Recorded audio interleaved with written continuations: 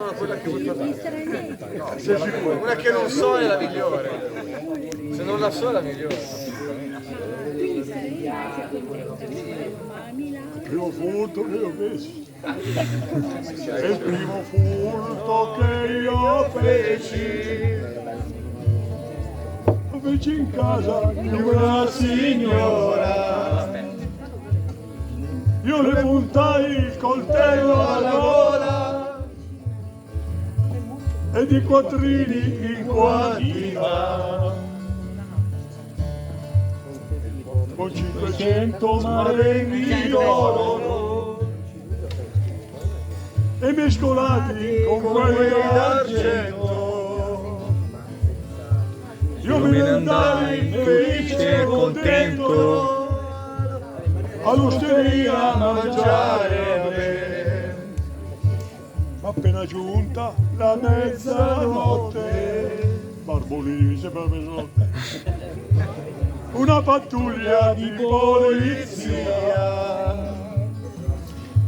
ha circondato quell'osteria e San Vitor l'urma a porta.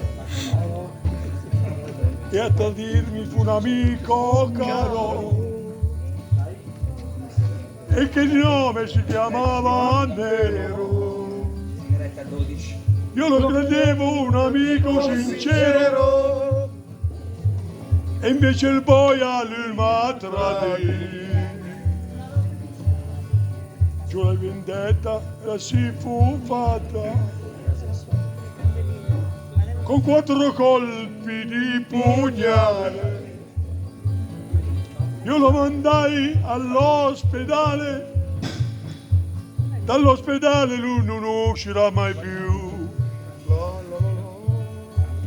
O secondino, fammi un favore, portami inchiostro, carta e penna, che devo scrivere alla mia bella, che appena esco la sposerò. Poi secondino, fammi un favore,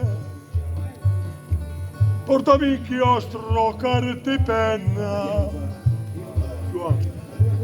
che devo scrivere alla mia